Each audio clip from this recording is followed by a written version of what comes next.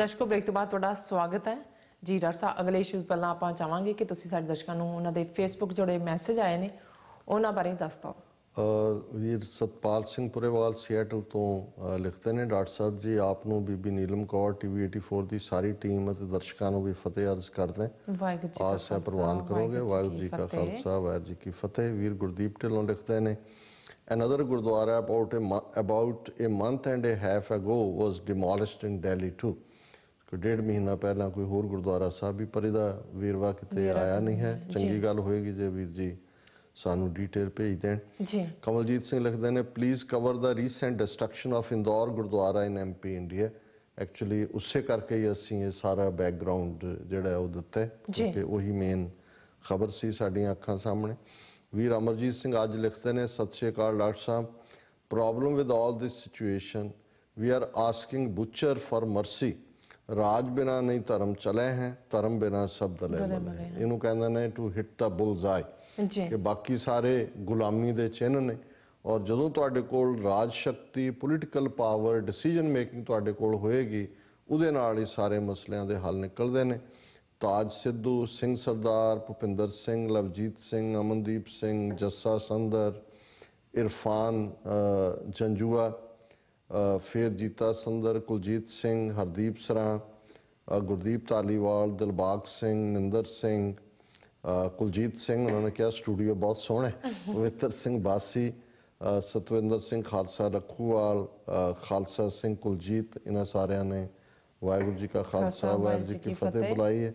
ਔਰ ਨਾਲ ਦੀ ਨਾਲ ਹੀ ਖਾਲਿਸਤਾਨ ਜ਼ਿੰਦਾਬਾਦ ਦੇ ਨਾਅਰੇ ਵੀ ਜਿਹੜੇ ਨੇ ਉਹ ਸਾਰੇ ਦੇ ਨਾਲ ਜਿਹੜੇ ਨੇ ਉਹ ਬੁਲੰਦ ਕੀਤੇ ਨੇ ਜੀ। ਸੋ ਤੁਸੀਂ ਇੱਕ ਮੈਸੇਜ ਕੁਇਕਲੀ ਪੜ੍ਹ ਸਕਦੇ ਹੋ ਜੀ। ਡਾਕਟਰ ਸਾਹਿਬ ਬਿਲਕੁਲ, ਸਾਡੇ ਕੋਲ ਮੈਸੇਜ ਆਏਗਾ ਗੁਰਮੇਲ ਸਿੰਘ ਖਾਲਸਾ ਜੀ ਦਾ। ਇਹ ਲਿਖਦੇ ਹਨ, ਖਾਲਸਾ ਜੀ ਵਾਹਿਗੁਰੂ ਜੀ ਕਾ ਖਾਲਸਾ ਵਾਹਿਗੁਰੂ ਜੀ ਕੀ ਫਤਿਹ।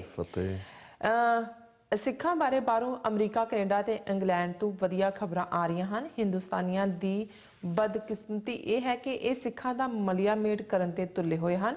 ਇਹਨਾਂ ਨੇ ਨਿਸ਼ਾਨਾ ਮਿੱਥਿਆ ਹੈ ਕਿ 2020 ਤੱਕ ਭਾਰਤ ਦਾ ਹਿੰਦੂਕਰਨ ਹੋ ਜਾਏਗਾ। ਗੁਰੂ ਗ੍ਰੰਥ ਸਾਹਿਬ ਜੀ ਨੂੰ ਲਾਂਭੇ ਕਰਨ ਦੀਆਂ ਸਾਜ਼ਿਸ਼ਾਂ ਜ਼ੋਰਾਂ ਤੇ ਹਨ। ਇਸ ਕੰਮ ਲਈ ਸਿੱਖ ਦੇਖ ਵਾਲਿਆਂ ਨੂੰ ਹੀ ਵਰਤਿਆ ਜਾ ਰਿਹਾ ਹੈ। ਖੈਰ, ਉੱਪਰ ਤੁਸੀਂ ਵਿਸਥਾਰ ਨਾਲ ਦੱਸ ਹੀ ਦਿੱਤਾ ਹੈ। ਵਾਹਿਗੁਰੂ ਜੀ ਕਾ ਖਾਲਸਾ ਵਾਹਿਗੁਰੂ ਜੀ ਕੀ ਫਤਿਹ ਜੀ। ਡਾਕਟਰ ਸਾਹਿਬ ਵੀਰ ਗੁਰਮੇਲ ਸਿੰਘ ਜੀ ਦਾ ਬਹੁਤ ਬਹੁਤ ਸ਼ੁਕਰੀਆ। ਔਰ ਇੱਕ ਘਟਨਾ ਜਿਹੜੀ ਨਿਊਯਾਰਕ ਦੇ ਹਵਾਲੇ ਨਾਲ ਵੀ ਵਾਪਰੀ, ਜਿਸ ਦਿਨ ਪੈਰੇਡ ਦੀ ਫਾਈਨਲ ਸਟੇਜ ਸੀ, ਇੱਕ ਐਲਡਰਲੀ ਬੰਦਾ ਜਦੋਂ ਕਿ ਮੇਅਰ ਬੋਲਣ ਲੱਗਾ ਉਦੋਂ ਵੀ ਉਸਨੇ ਉਹਨੂੰ ਇੰਟਰਪਟ ਕੀਤਾ, ਬੇਮਤਲਬ ਬੋਲ ਰਿਹਾ ਸੀ। ਔਰ ਉਹ ਇੰਟਰਪਸ਼ਨ ਸਾਡੀ ਸਪੀਚ ਵੇਲੇ ਵੀ, ਜਦੋਂ ਸਾਰੇ ਮਾਨ ਸਿੰਘ ਮਾਨ ਨੇ ਐਡਰੈਸ ਕੀਤਾ ਉਸ ਤੋਂ ਬਿਨਾਂ ਵੀ, ਔਰ ਕੋਈ ਉਹਨੂੰ ਰੋਕ ਨਹੀਂ ਸੀ ਰਿਹਾ। ਔਰ ਬਾਅਦ 'ਚ ਜਦੋਂ ਇਹ ਗੱਲ ਪੁੱਛੀ ਗਈ, ਉਹਨਾਂ ਨੇ ਕਿਹਾ ਜੀ ਪਬਲਿਕ ਪਲੇਸ ਹੈ, ਸਿਕਿਉਰਿਟੀ ਵਾਲਿਆਂ ਨੇ ਵੀ ਨਾ ਕੀਤੀ। ਫਿਰ ਇਹ ਗੱਲ ਸਾਹਮਣੇ ਆਈ ਕਿ ਉਸ ਤੋਂ ਇੱਕ ਹਫ਼ਤਾ ਪਹਿਲਾਂ, ਉਸ ਲਾਸਟ ਵੀਕ ਹੀ ਉਸ ਬੰਦੇ ਨੇ ਗੁਰੂ ਰਵਿਦਾਸ ਜੀ ਦੇ ਗੁਰਦੁਆਰਾ ਸਾਹਿਬ 'ਚੋਂ ਗੁਰੂ ਗ੍ਰੰਥ ਸਾਹਿਬ ਦਾ ਸਰੂਪ ਚੁੱਕ ਕੇ ਉਹ ਲੈ ਗਿਆ ਉੱਥੋਂ, ਔਰ ਉਹਦੇ ਖਿਲਾਫ ਕੋਈ ਕੇਸ ਜਾਂ ਦੂਜਾ ਵੀ ਹੈ, ਔਰ ਉਸ ਦਾ ਪਾਸਟ ਕ੍ਰਿਮੀਨਲ ਹੈ। ਲੇਕਿਨ ਮੈਂ ਜਦੋਂ ਬਾਅਦ ਦੇ ਵਿੱਚ ਵਾਕਆਊਟ ਉੱਥੋਂ ਜਾ ਰਿਹਾ ਸੀ, ਉਹ ਸਟਿਲ ਉੱਥੇ ਖੜਾ ਸੀ। ਉਹ ਕਹਿ ਰਿਹਾ ਸੀ, ਮੈਂ RSS ਦਾ ਬੰਦਾ ਹੈ, ਮੈਂ ਇਕੱਲਾ ਹੀ ਹਾਂ, ਮੈਂ ਚੈਲੰਜ ਕਰਦਾ, ਕਰ ਲਓ ਮੇਰਾ ਜੋ ਕਰਨਾ। ਸੋ ਮਤਲਬ ਇਹ ਜਿਹੜਾ ਪਾਰਟ ਹੈ ਜਿੱਥੇ ਅਸੀਂ ਉੱਥੋਂ ਦੀ ਗੱਲ ਕਰਦੇ ਹਾਂ, ਇੱਥੇ ਵੀ ਕਿਸੇ ਨਾ ਕਿਸੇ ਬਹਾਨੇ ਦੇ ਨਾਲ, ਔਰ ਇਹੋ ਜਿਹੀ ਘਟਨਾ ਜਿਹੜੀ ਬੇਅਦਬੀ ਦੀ ਈਵਨ ਯੂਨੀਅਨ ਸਿਟੀ ਦੇ ਵਿੱਚ ਵੀ ਕੈਲੀਫੋਰਨੀਆ ਹੋਈ ਸੀ।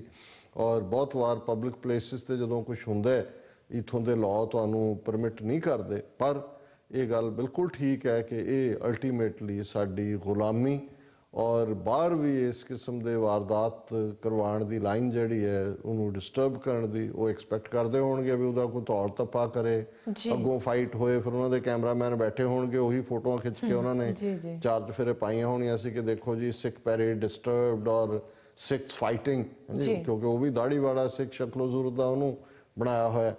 ਸੋ ਇਹ ਹਕੀਕਤ ਹੈ ਕਿ ਇਸ ਵੇਲੇ ਆਲ ਆਊਟ ਵਾਰ ਹੈ ਸਿੱਖਾਂ ਦੇ ਖਿਲਾਫ, ਗੁਰੂ ਗ੍ਰੰਥ ਔਰ ਗੁਰੂ ਪੰਥ ਦੇ ਖਿਲਾਫ ਜੀ। ਡਾਕਟਰ ਸਾਹਿਬ ਅਗਲੇ ਮੈਸੇਜ ਪੜਾ ਜੇ ਟਾਈਮ ਹੈਗਾ ਜਾਂ ਮੇਰਾ ਖਿਆਲ ਹੈ ਅੱਜ ਦਾ ਵਿਚਾਰ ਜੀ। ਡਾਕਟਰ ਸਾਹਿਬ ਮੈਂ ਚਾਹਾਂਗੀ ਫਿਰ ਤੁਸੀਂ ਅੱਜ ਦਾ ਵਿਚਾਰ ਹੀ ਸਾਡੇ ਦਰਸ਼ਕਾਂ ਨਾਲ ਡਿਸਕਸ ਕਰ ਦਿਓ। ਅੱਜ ਦੇ ਵਿਚਾਰ ਲਈ ਅਸੀਂ ਪੰਜਵੇਂ ਪਾਤਸ਼ਾਹ ਦਾ ਰਾਗ ਦੇਵ ਗੰਧਾਰੀ ਸ਼ਬਦ, ਦੇਵ ਗੰਧਾਰੀ ਮਹੱਲਾ ਪੰਜਵਾਂ ਚੁਣਿਆ ਜੀ। ਤੇਰਾ ਜਨ ਰਾਮ ਰਸਾਇਣ ਮਾਤਾ, ਪ੍ਰੇਮ ਰਸਾ ਨਿਧ ਜਾਂ ਕੋ ਉਪਜੀ, ਛੋੜ ਨਾ कतहूँ जाता रहाओ। बैठत हर हर सोवत हर हर, हर रस भोजन खाता, 68 तीरथ मज्जन कीनो, साधु धूरी नाता। सफल जन्म हर जन का उपजै, जिन कीनो सौत विधाता। सगल समूह लै उदरे नानक, पूਰਨ ਬ੍ਰਹਮ ਪਛਾਤਾ। ਜੀ ਹੁਣ ਬਹੁਤ ਵਾਰ ਜਦੋਂ ਦੁਨੀਆ ਦੇ ਵਿੱਚ ਅਸੀਂ ਚਾਹਨਾ ਦੇਖਦੇ ਹਾਂ ਤੇ ਇੱਕ ਚਾਹਨਾ ਲੰਮੀ ਉਮਰ ਦੀ ਹੁੰਦੀ ਹੈ। ਲੰਬੀ ਉਮਰ ਦੇ ਲਈ ਜਿਹੜਾ ਉਹ ਇੱਕ ਖਾਸ ਤਰ੍ਹਾਂ ਦੇ ਜਿਹੜੇ ਐਲਿਕਜ਼ਰ ਬਣਦੇ ਨੇ ਉਹਨਾਂ ਨੂੰ ਰਸਾਇਣ ਕਿਹਾ ਜਾਂਦਾ ਹੈ ਕਿ ਰਸਾਂ ਦਾ ਭੰਡਾਰ। ਔਰ ਇਹ ਹੁਣ ਤਾਂ ਟੌਨਿਕ ਅਸੀਂ ਕਹਿੰਦੇ ਕਿਸੇ ਵੇਲੇ ਜਿਹੜੀਆਂ ਡਿਫਰੈਂਟ ਸਾਇੰਸਿਸ ਨੇ ਦਰਾਕਸ਼ਾਸਵ ਅੰਗੂਰਾਂ ਦੀ ਸੜਾਂ ਦੇ ਨਾਲ ਪੈਦਾ ਹੋਇਆ ਜਾਂ ਹੋਰ ਵੀ ਯੂਨਾਨੀ ਮੈਡੀਸਨ ਚਾਈਨੀਜ਼ ਦੇ ਵਿੱਚ ਵੀ ਇਹ ਚਾਹਨਾ ਹੈ ਮਨੁੱਖ ਦੀ ਹਮੇਸ਼ਾ ਹੀ। ਈਵਨ ਚਵਨਪ੍ਰਾਸ਼ ਇਹ ਵੀ ਇਸ ਬਾਰੇ ਵੀ ਕਹਾਣੀ ਇਹਨਾਂ ਦੀ ਇਹੀ ਹੈ ਕਿ ਜੀ ਇਹ ਜਦੋਂ ਫਿਰ ਜਿਹਨੇ ਬਣਾਇਆ ਇਹ ਰਿਸ਼ੀ ਸੀ ਚਵਨ ਬੁੱਢਾ ਸੀ ਤੇ ਜਦੋਂ ਉਹਨੇ ਬਣਾ ਕੇ ਖਾਧਾ ਤੇ ਜਵਾਨ ਹੋ ਗਿਆ ਉਹ ਬਿਲਕੁਲ ਹੀ ਤੇ ਹਾਂ ਤੇ ਉਹਦਾ ਨਾਂ ਹੀ ਫਿਰ ਜਿਹੜਾ ਚਵਨਪ੍ਰਾਸ਼ ਬਣ ਗਿਆ। ਸੋ ਗੁਰੂ ਸਾਹਿਬ ਨੇ ਜਿਹੜਾ ਅਸਲੀ ਰਸਾਇਣ ਜਾਂ ਜਿਹੜਾ ਤੁਹਾਡੇ ਅੰਦਰ ਦੀ ਉਮਰ ਪਿਆਰ ਦੇ ਨਾਲ ਭਰ ਕੇ ਤੁਹਾਨੂੰ ਉਸ ਪਿਆਰ ਦਾ ਖਜ਼ਾਨਾ ਬਖਸ਼ਦਾ ਹੈ ਉਸ ਨੂੰ ਰਾਮ ਰਸਾਇਣ ਕਿਹਾ। ਬਹੁਤ ਸਾਰੀਆਂ ਥਾਵਾਂ ਤੇ ਹੁੰਦਾ ਹੈ ਕਿ ਰਾਮ ਰਸਾਇਣ ਪੀਓ। ਇਹ ਰਸਾਇਣ ਜਿਹੜਾ ਹੈ ਰਸਾਂ ਦਾ ਖਜ਼ਾਨਾ ਇਹ ਕੋਈ ਦੁਨਿਆਵੀ ਲੰਮੀ ਉਮਰ ਦੀ ਕਾਮਨਾ ਨਹੀਂ ਹੈ। ਤੇਰਾ ਜਨ ਰਾਮ ਰਸਾਇਣ ਮਤ ਕਿ ਜਿਹੜਾ ਤੇਰਾ ਬੰਦਾ ਹੈ ਇਹ ਵਾਹਿਗੁਰੂ ਉਹ ਰਾਮ ਦੇ ਉਸ ਰਮੇ ਹੋਏ ਨਿਰੰਕਾਰ ਦੀ ਯਾਦ ਦੇ ਵਿੱਚ ਮਾਤਾ ਹੁੰਦਾ ਮਸਤ ਹੈ ਜੀ। ਉਸ ਨੂੰ ਸਿਰਫ ਤੇ ਸਿਰਫ ਤੇਰੇ ਪਿਆਰ ਤੇਰੀ ਯਾਦ ਤੇਰੇ ਨਾਲ ਸਾਂਝ ਤੇਰਾ ਹੋਣ ਤੇਰਾ ਜਨ ਹੋਣ ਦਾ ਚਾਈ ਜਿਹੜਾ ਉਹਨੂੰ ਦਿਨ ਰਾਤ ਮਸਤੀ ਦੇ ਵਿੱਚ ਰੱਖਦਾ। ਪ੍ਰੇਮ ਰਸਾ ਨਿਧ ਜਾ ਕੋ ਉਪਜੀ ਛੋੜ ਨਾ ਕਥੂ ਜਾਤਾ। ਉਸ ਦੇ ਅੰਦਰ ਇਸ ਰਾਮ ਰਸਾਇਣ ਨੇ ਇਹੋ ਜਿਹਾ ਪ੍ਰੇਮ ਦਾ ਰਸ ਭਰਿਆ ਹੋਇਆ ਉਸ ਦੇ ਅੰਦਰ ਪ੍ਰੇਮ ਦਾ ਰਸ ਉਪਜਦਾ ਛੋੜਨਾ ਕਥ ਉਹ ਉਸ ਤੋਂ ਜੁਦਾ ਹੋ ਹੀ ਨਹੀਂ ਸਕਦਾ। ਉਹ ਉਸ ਪਿਆਰੇ ਤੋਂ ਨਿਰੰਕਾਰ ਤੋਂ ਜੁਦਾਈ ਪਾ ਹੀ ਨਹੀਂ ਸਕਦਾ। ਇਹੀ ਉਹਦੀ ਜ਼ਿੰਦਗੀ ਹੈ ਇਹੀ ਉਹਦਾ ਐਲਿਕਜ਼ਰ ਹੈ ਇਹੀ ਉਹਦੀ ਟੌਨਿਕ ਹੈ ਇਹੀ ਉਹਨੂੰ ਜ਼ਿੰਦਗੀ ਦੇਣ ਵਾਲਾ ਹੈ। ਬੈਠਤ ਹਰ ਹਰ ਸੋਵਤ ਹਰ ਹਰ ਹਰ ਰਸ ਭੋਜਨ ਖਾਤਾ।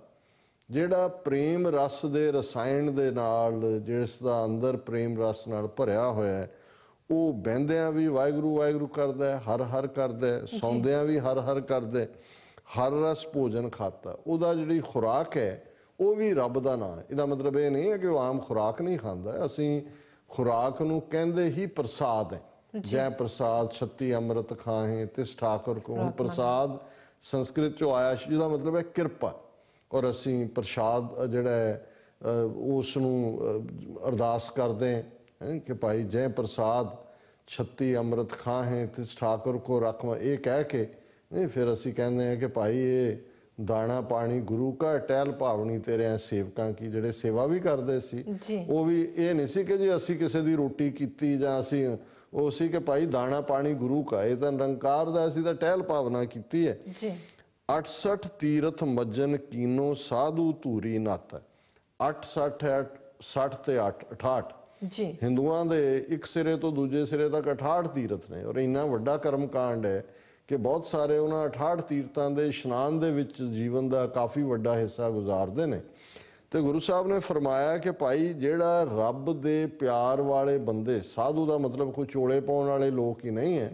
3 ਪੀਸ ਸੂਟ ਦੇ ਵਿੱਚ ਵੀ ਸਾਧੂ ਹੋ ਸਕਦਾ ਔਰ ਉਹ ਵੀ ਹੋ ਸਕਦੇ ਨੇ ਜਿਨ੍ਹਾਂ ਨੂੰ ਜਿਹੜੇ ਬਿਲਕੁਲ ਇੱਕ ਮਸਤ ਮਲੰਗ ਤੌਰ ਤੇ ਜਿਉਂਦੇ ਨੇ ਉਹਨਾਂ ਨੂੰ ਵੀ ਜਿਹੜਾ ਉਹ ਰੱਬ ਦੇ ਨਾਲ ਪ੍ਰੀਤ ਵਾਲੇ ਉਹ ਲੋਕ ਹੁੰਦੇ ਨੇ ਉਹ ਵੀ ਸਾਧੂ ਨੇ।